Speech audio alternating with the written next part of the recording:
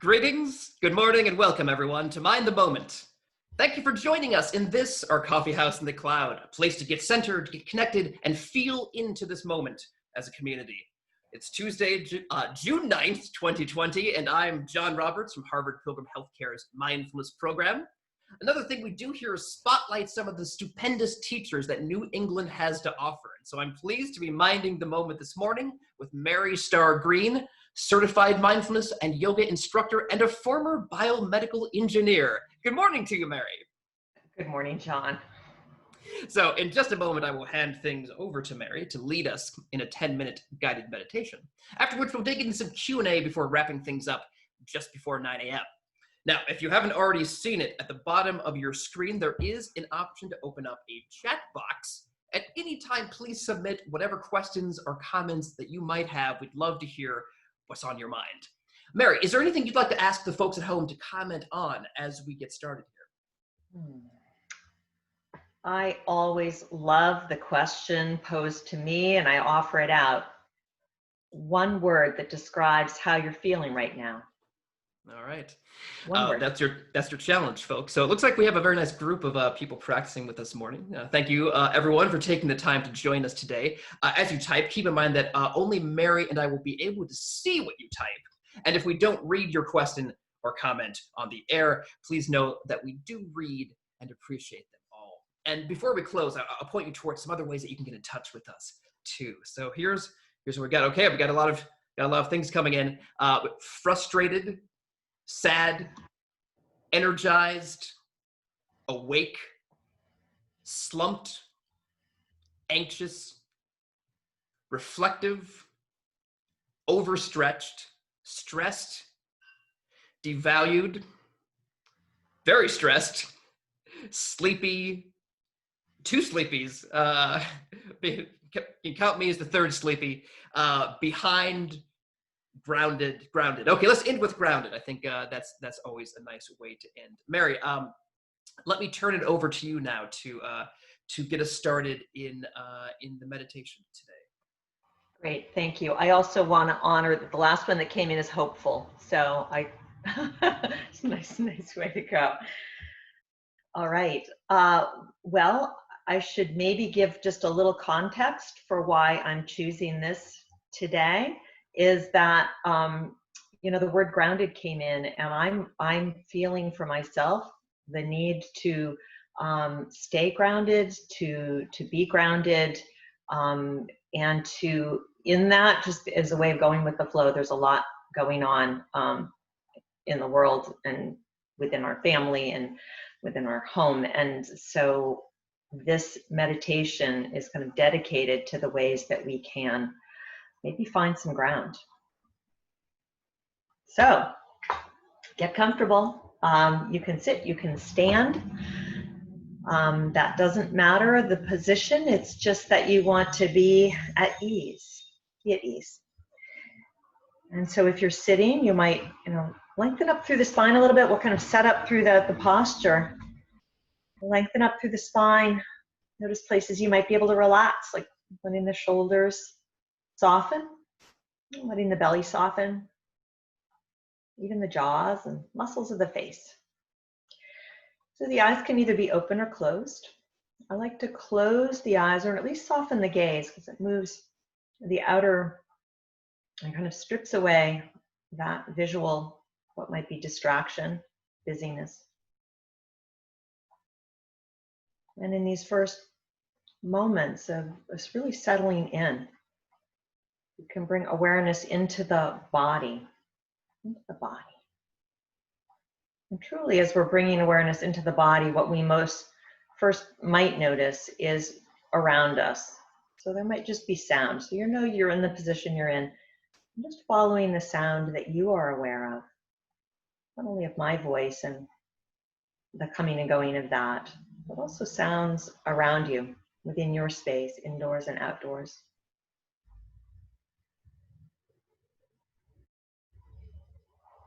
You may notice sounds coming and going, or they may feel more sustained. Working within the flow of sound and silence.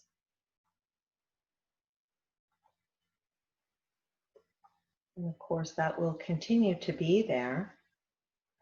But now we're going to dive in a little bit more into the physical presence, so into the body. It can be helpful to ground presence in here and now through the sense of weight of the body, sense of gravity. So truly the sense of being grounded. When you feel like weight or pressure, just a sense of being here, solid.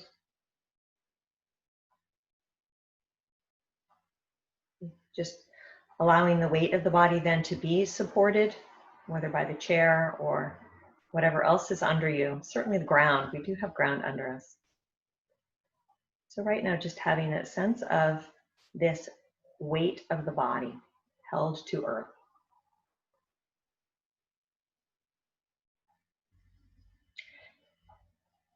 And then drawing awareness to more of a fluid breath. So we have a solid body, but the breath is always coming and going for as long as we are living.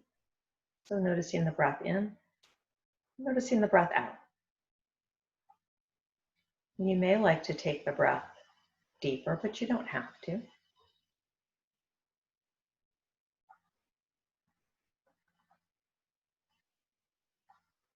In the practice of yoga, which some of us might be familiar with, we learn to shift the breath, to deepen the breath, to move into the fuller capacity of our lungs. And that can be helpful relative to grounding and stabilizing, and soothing the nervous system.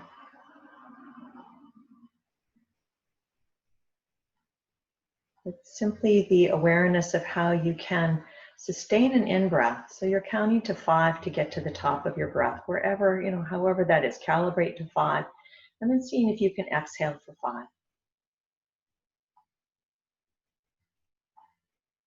Nothing fancy about it. Noticing the in-breath, breathing in, not straining for a count of 5. Exhaling for 5.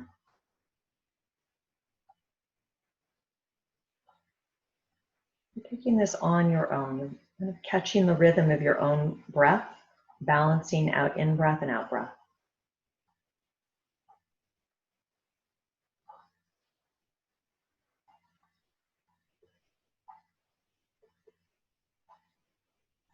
There's a sense of energy, kind of nourishment. I think the word energized came up, so energizing on the in-breath. And a sense of we can release, we do release on the out-breath.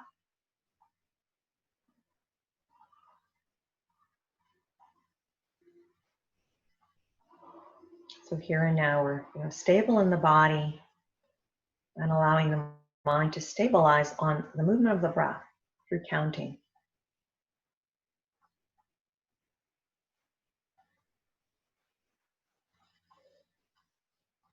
So breathing in for 5 and breathing out for 5. Just softening around that.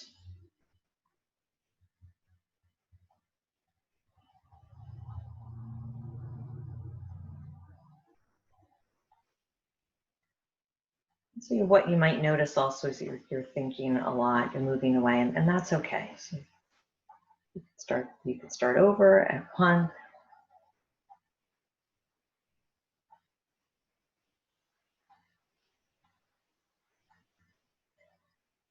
So we're going to send this through the next full exhale, just with awareness, counting to 5 and exhaling for 5.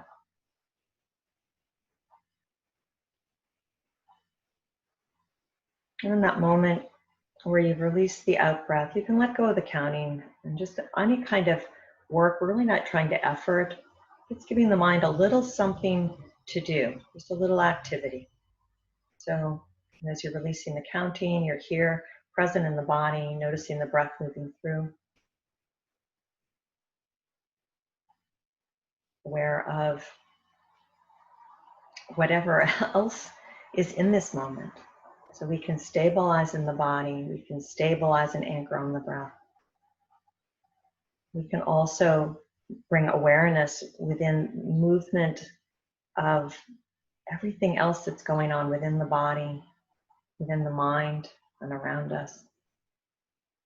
So for just, for now, shining a little bit more light on what is going on in the mind, which does include our heart and our brain. So thoughts and feelings. We've already kind of tapped into that with that one word challenge at the beginning. And it might be the same, might be a little different. In fact, there may not be a word right now, but you can just notice activity of mind or sensations within the body that might speak to more of an emotional state. Labeling can be helpful, but not necessary. So in this moment, this body is stable, the breath is moving through. We're beginning to inquire a little bit more about the workings of the mind, the mental body, the emotional body.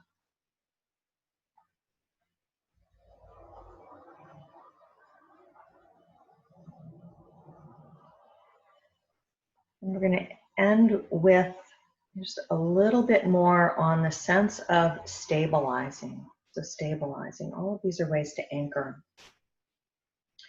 But coming back into the whole body, and the sense of gravity and weight, that's how I offer it out. But just a sense of the mass and your presence here, the true presence physically. And you may wish to visualize this as a mountain or perhaps a tree. Those are my two favorites. Something within the world of nature that may speak to you of a sense of stability and grounding, solid like a rock, stable, rooted like a tree. There might be something else that comes up for you. So again, it's just a tool. You may or may not visualize it, but you can have a sense of the presence of that, and in the natural world can be a really great way to bring a sense of the quality of steadfastness, of rooted, of stable ground. So whether you visualize it or imagine, actually embodying just for these final moments, what would it be like to be that tree or that mountain? Bringing it right inside the body. Present. Stable. Rooted and flexible, perhaps. Moving with the tides, with the winds, with the seasons.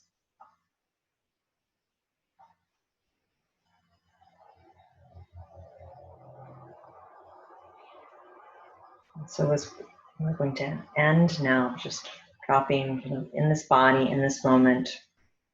I'm going to count back from 5 to 1. So 5, 4, 3, 2, and 1. So you can open your eyes if they were closed. Coming back into our virtual coffee house in the cloud. Oh, thank you. Thank you for that, Mary.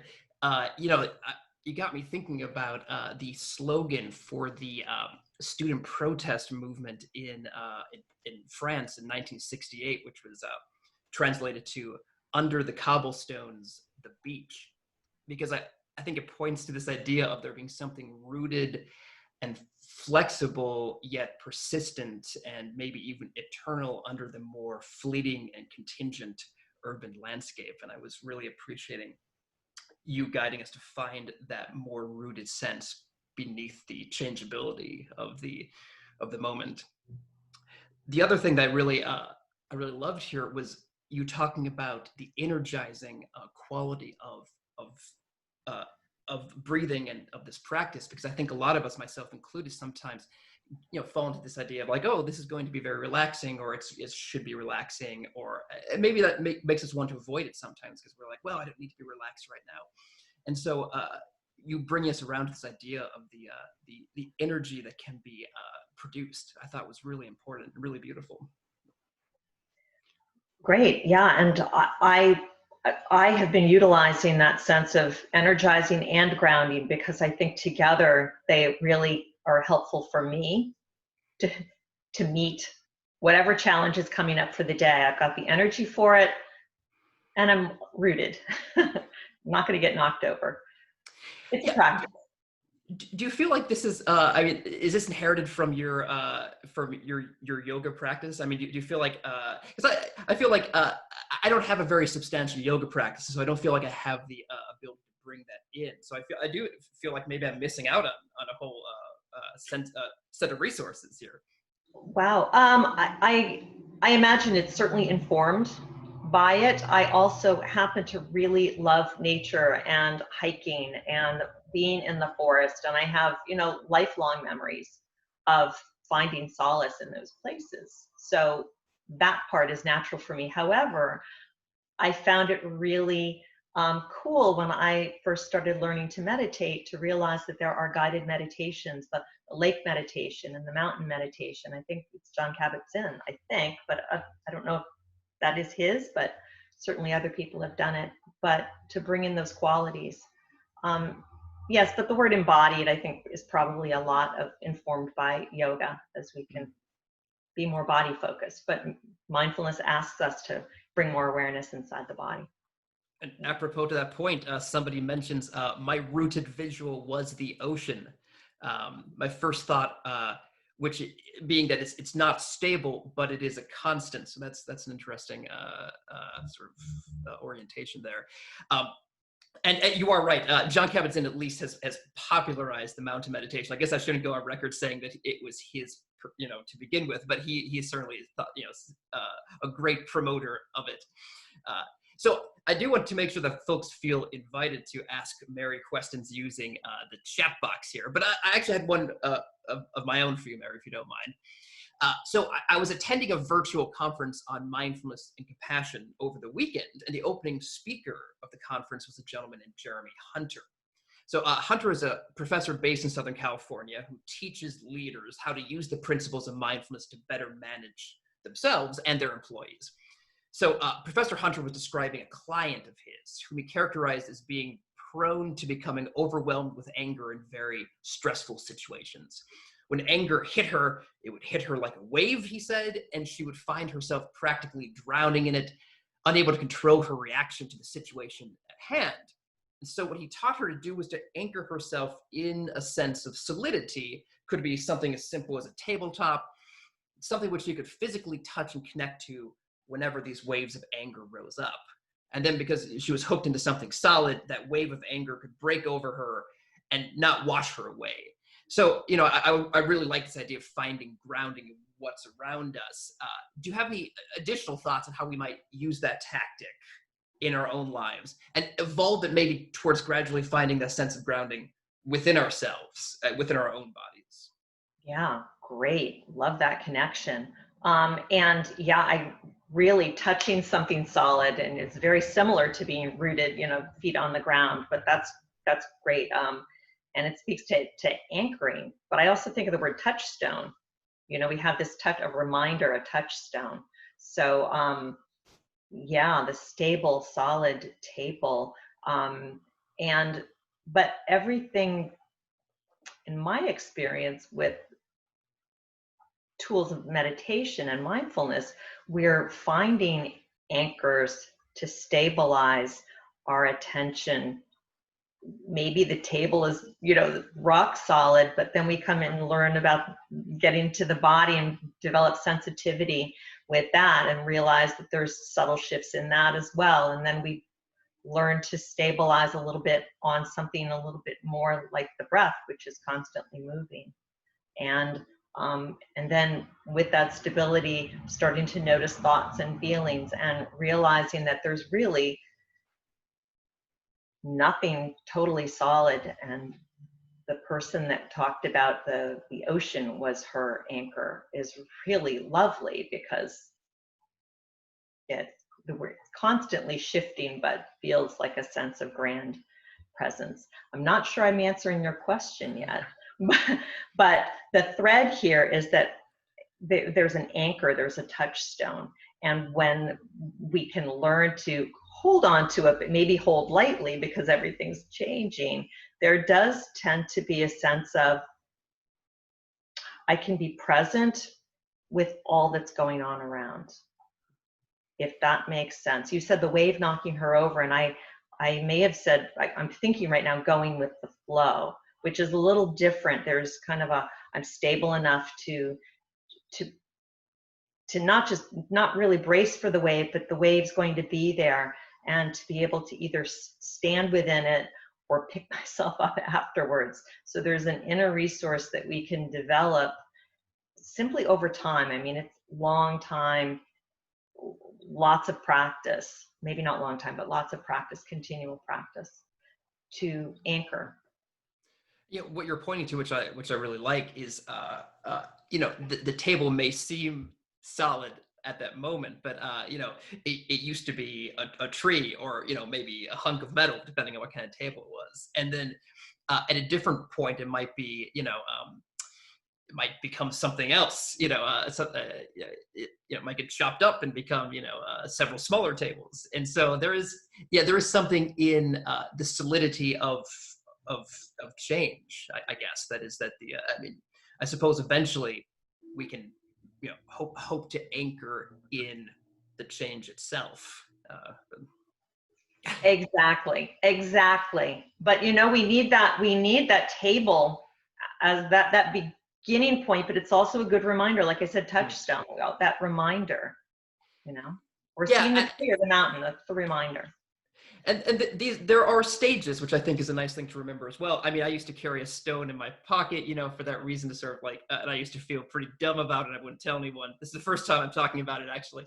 And you know, it's like, yes, to feel the stone and to feel like the sense of that, you know, that stable thing. But then eventually, you don't need the stone anymore. But if maybe I now have it on my desk, my stable desk, and it's still nice to know it's there, because I can, you know, just have it in my visual you know, field for those moments when I do forget myself, so to speak. But, so somebody asked Mary, do you have any suggestions on breathing exercises while walking and running? So that's a great question, I think, for you, especially. Wow. So breathing exercise. So I'm not sure from the question if it was regarding staying to be present with the act of running, in other words, a mindfulness tool, or if it was more. She says yes. A physical. Oh, okay. All right. Wow.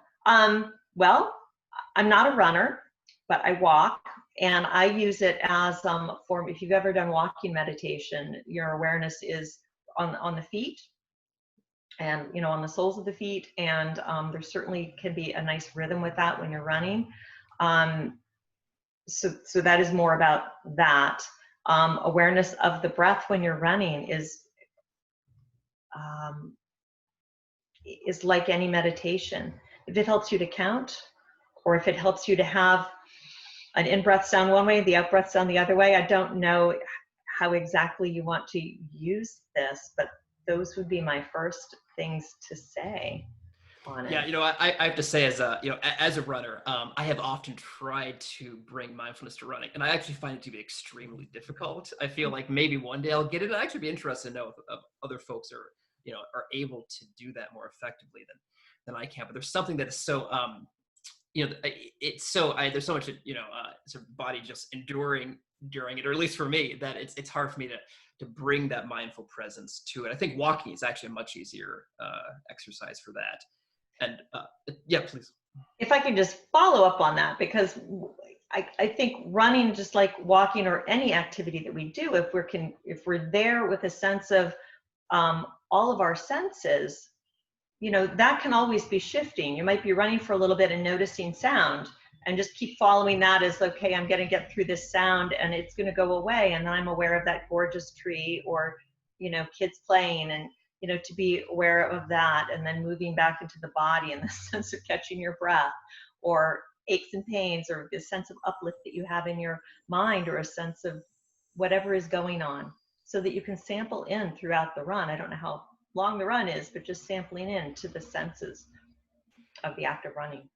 Well, I like this idea of sampling. It's almost like, I almost think like the way that people like sample, use samples in hip hop music, which is like just like little, you know, clips of things. But this is actually a nice way to think about experiencing the world, where you are sort of just like seeing these things that you can sample that are that are around you. You know, I had a teacher named Lee Brasington, who referred to walking at the speed of the present moment, which was a mysterious formulation that I'm still trying to wrap my head around. But I think the sense was that you're walking without, with senses so open that you are not, you're just sort of in that moment, even as you're moving through it. I think of the body with its sense openings becoming porous and just becoming, letting the world sort of just like move through you, not moving faster or slower than the moment itself. Again, something I haven't quite grasped myself, but I'm working on it. But well, receptive is the word that I'm hearing, right? I'm Mm-hmm. more like pulling, grabbing in the moment, seeing, noticing things. And I think the receptivity of what you're talking about is great too. And again, I mean, you mentioned balance earlier, and I feel like there is that balance of being receptive, while also attentive. Letting things come to you while also letting yourself sort of be attentive to the things. Well, all right. I think that might be an excellent place for us to kind of wrap up. So I wanted to mention something that's very exciting for us. So this very afternoon at 12 p.m. Eastern, today, our own Tara Healy will be leading the first free public and virtual workshop that we have offered for the purposes of introducing the basic principles and practices of mindfulness. So Tara will be talking about what mindfulness is and isn't, how meditation fits in, how to get started, and where to go from there. And she'll be making plenty of time for Q&A. And then we'll be doing it all again tomorrow morning at 8 a.m. Eastern. So if you can't make it this afternoon, you can have another chance tomorrow morning. Or if you just want to see it twice, also totally fine. No registration is required. Everyone is welcome to attend, so please tell your friends, your family, your colleagues, anyone else in your circle. The links to attend can be found at this website here, harvardpilgrim.org/livingwellathome. And while you're there, please check out the other free public and virtual workshops that we're offering. Now, for our own part, we will be back with you every Tuesday and Friday at 8:30 a.m. Eastern Time. You can find the links to these sessions and other sessions and other resources at our main site at harvardpilgrim.org/mindfulness. And you can drop us a line at any time at askmtm@harvardpilgrim.org or leave a comment on our Facebook page. Let us know what's new in your world. Do you have any questions for our experts that we can answer? You can also leave a voicemail at my desk number, which is 617-509-7047. You can rewatch this session and older sessions on our YouTube page and find guided meditations on our SoundCloud page. Now, Mary, you know that I am extremely curious because right before we started, I sprung upon you the fact that I was going to ask you for one resource that you think people might find especially useful as they continue to grow their practice at this time or at any time, and you promised to try to think of one as we were talking. So Well, this one is simple, but you have to remember to do it. If you can take 3 mindful breaths, take a pause of 3 mindful breaths, at least once or twice a day. It's fair, and that's maybe you can use Let's start with once a day. Mindful breath, breathing in, breathing out. You can have the energized, grounding, pause. Maybe every time you feel that stone in your pocket, you can just remember to do that. Work your way up to the 3. Thank you, Mary. That was wonderful. And thank you so much for your guidance this morning. I really appreciate it. Thanks to everyone for joining, and we will see you soon. All right. Have a momentous day, everyone. Bye-bye.